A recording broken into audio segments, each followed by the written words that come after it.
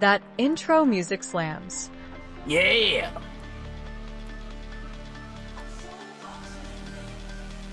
I think that's gonna be my catchphrase song.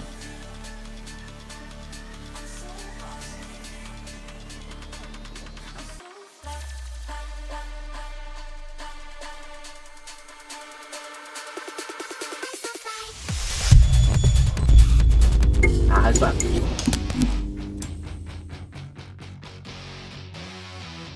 Welcome to the show! Who's ready to fuck shit up? Here we go!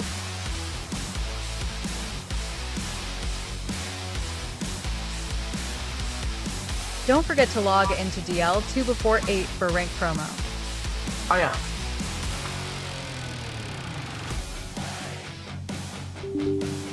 Welcome to another Soxygamer show. We play the games, we play the games.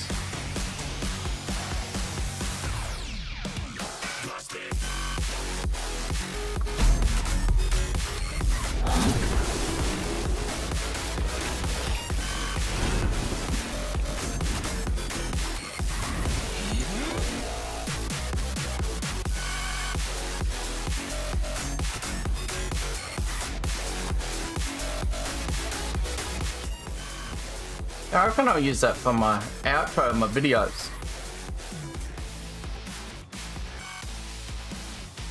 Huh?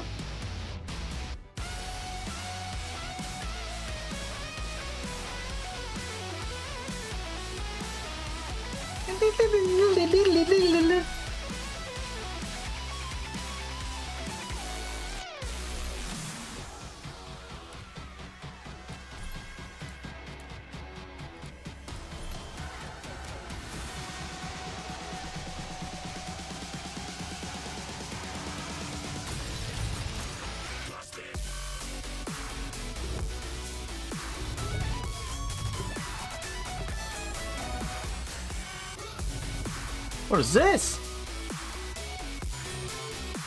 Oh.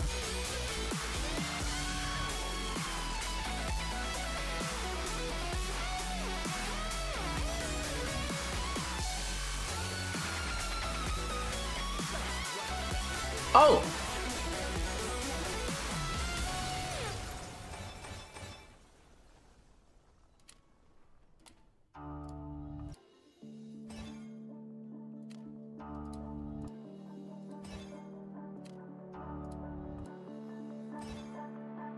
How many have we got?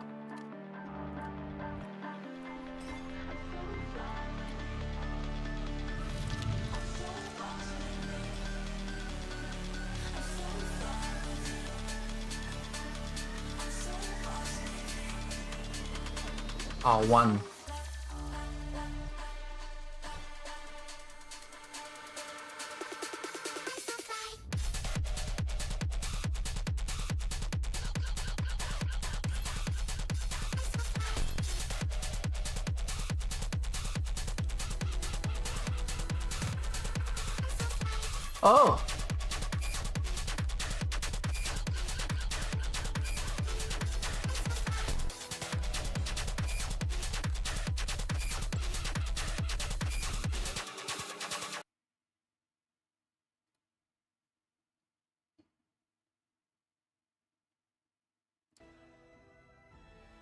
Oh.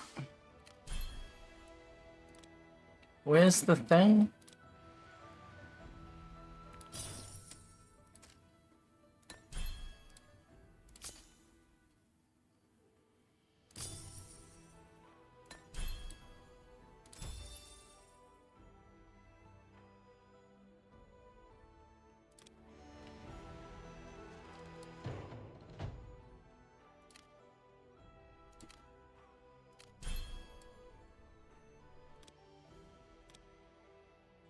Where is it?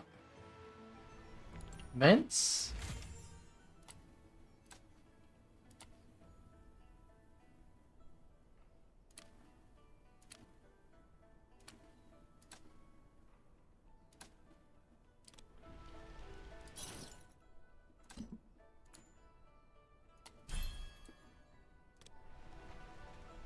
Ah, here.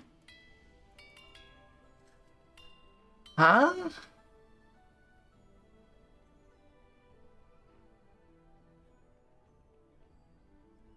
Team level 35.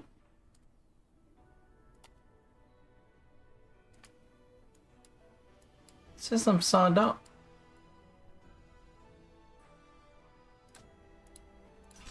Did I miss it?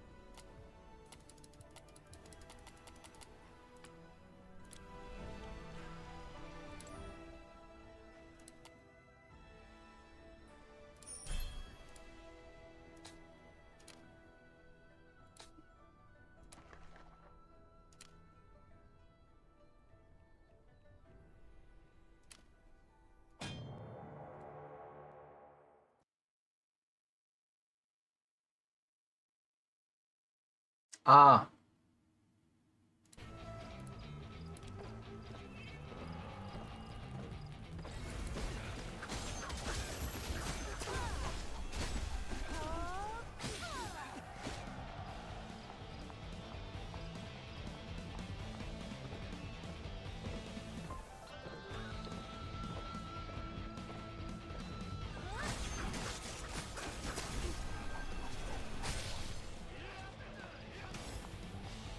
What's she doing?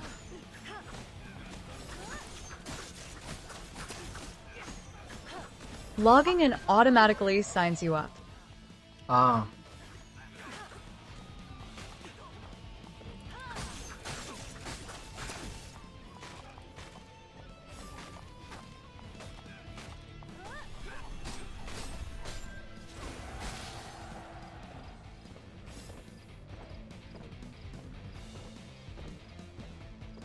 Big boy.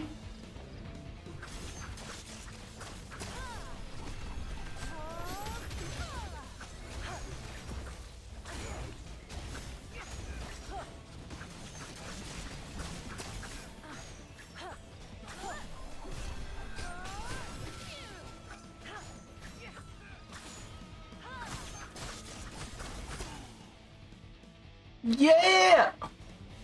My whip hums for victory.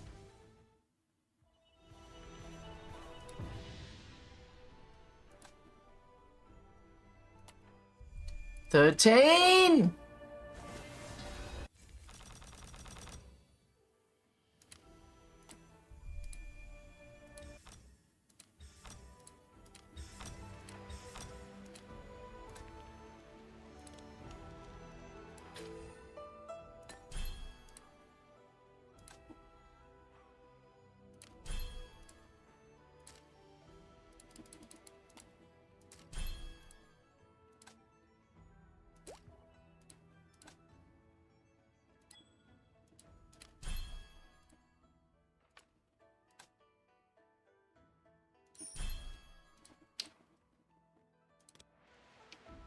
Each shot is dead on target. Let the battlefield bear witness.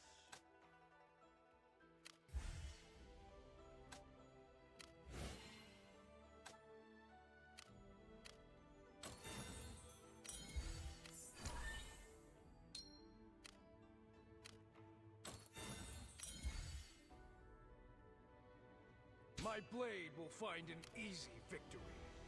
Quick blitz.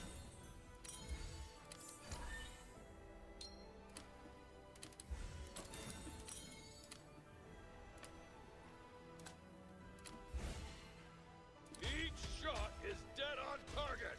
Our cause is my blade. Engine going. Fine. You'll regret pissing me off. Oh.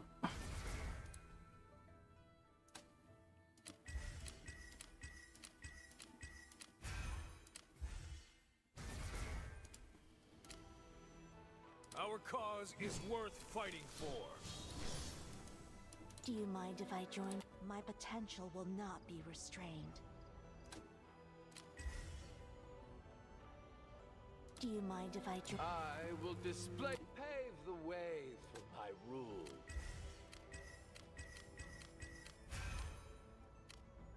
I will let's write the glory of my clan. The glory! Fade. Let's write the history. The Bane fire. To harbor evil in heart is human. The Bane fire burns. Let me take time for merits. Let me take care of it.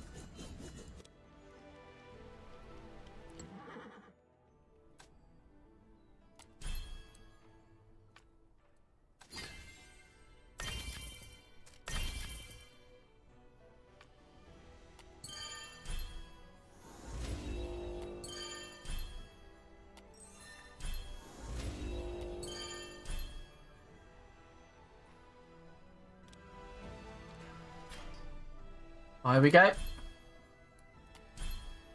Huh?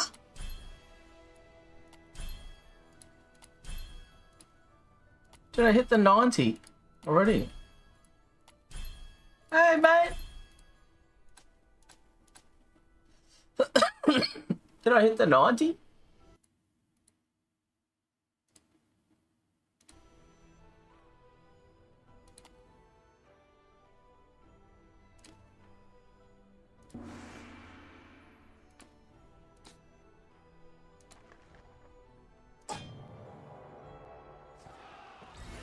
Ah, I'm gonna mute up so I can eat. Be back.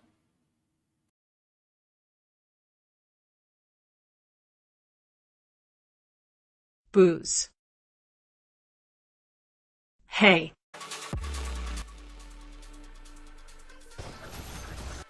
Soxy eats.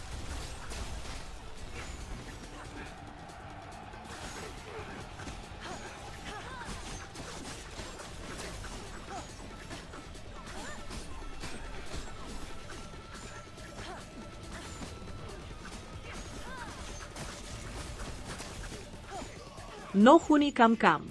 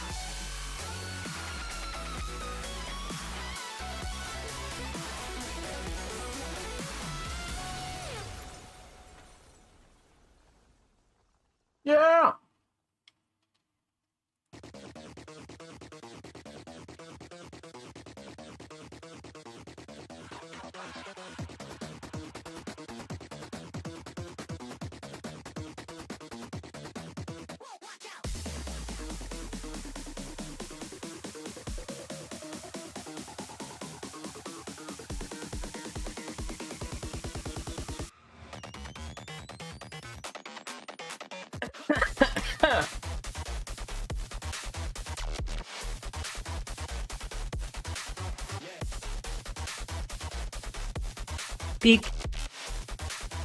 Sneaky peeky peek.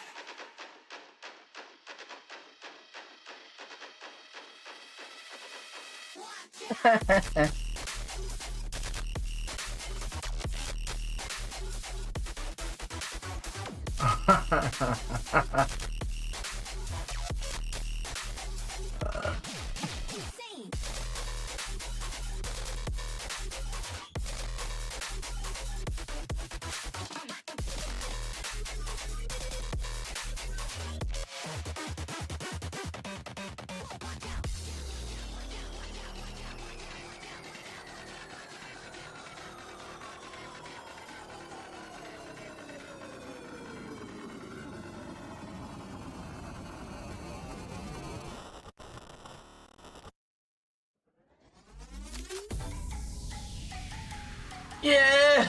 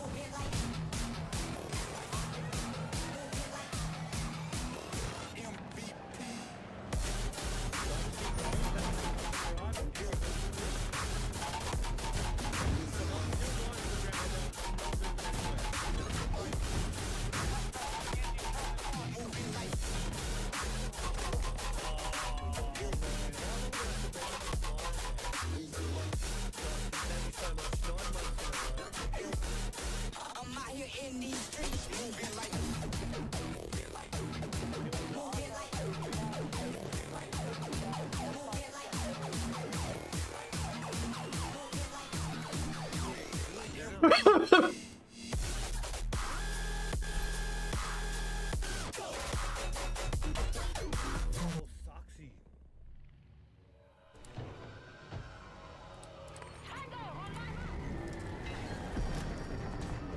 Get.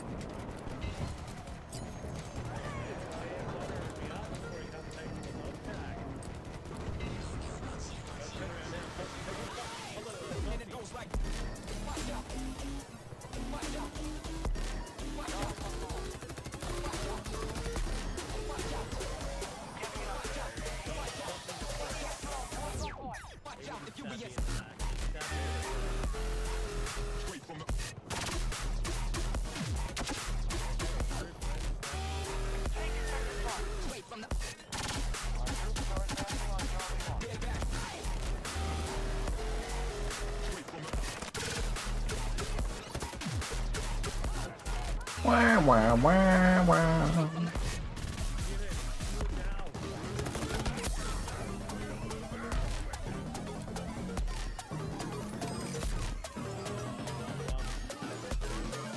Oh yeah.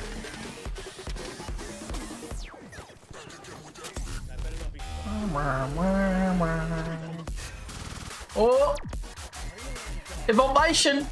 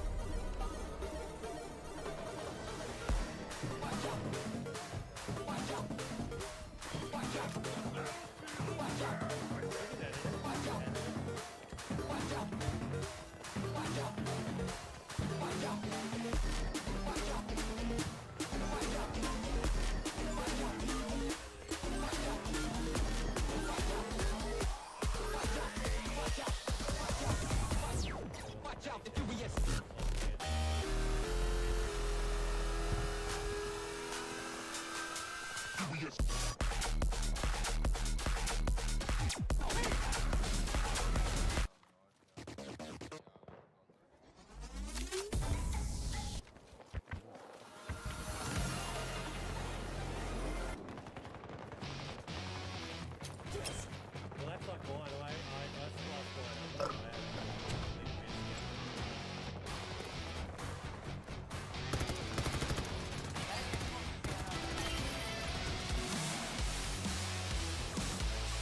What guild are you in?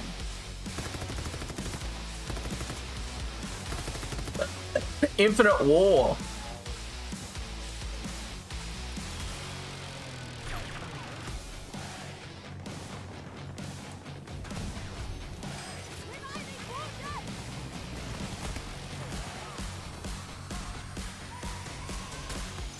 Infinite War.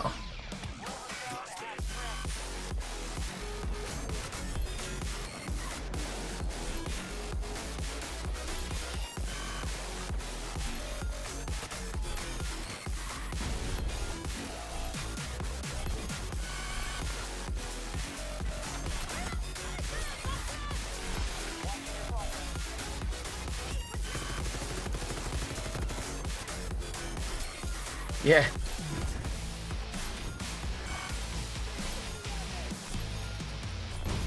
I'm powerful enough that I'm being invited by Infinite War, LOL. Yeah. Even though I'm already in another guild. Welcome.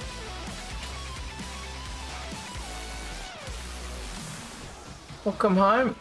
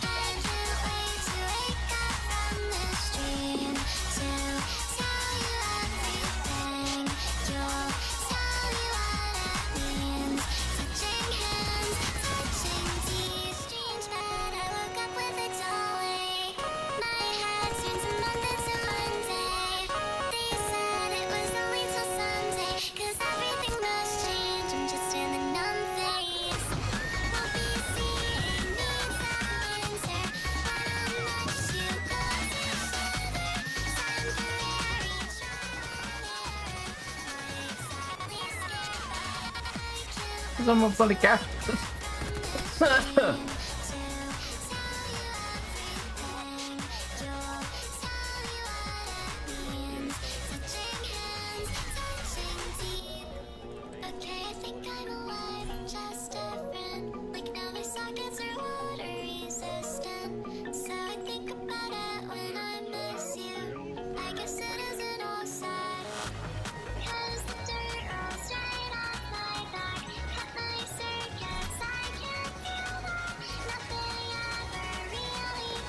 In the guild and second most powerful El Mayo. Oh.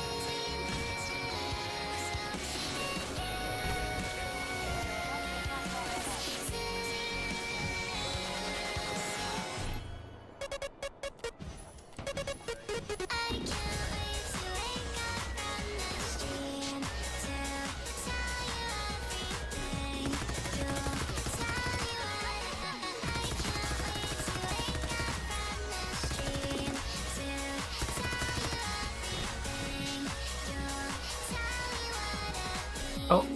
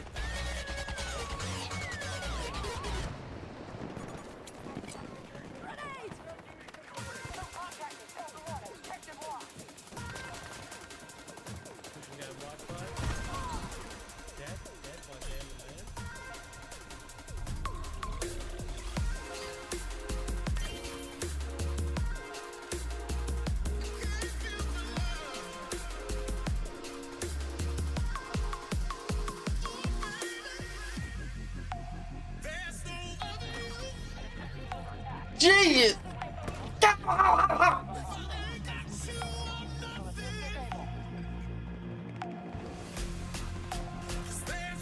Stay for love. There's no deeper love.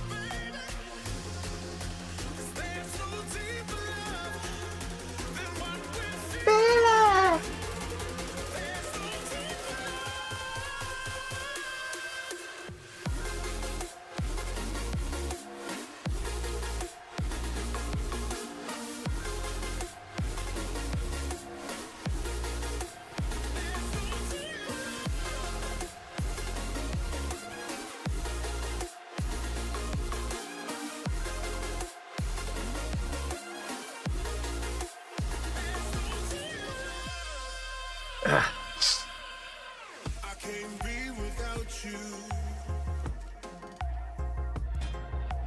I'm in way too deep and I'm drowning in devotion. I'm lost, can't find a new emotion that's ever enough. And you can't deny it's real, 'cause there's no deeper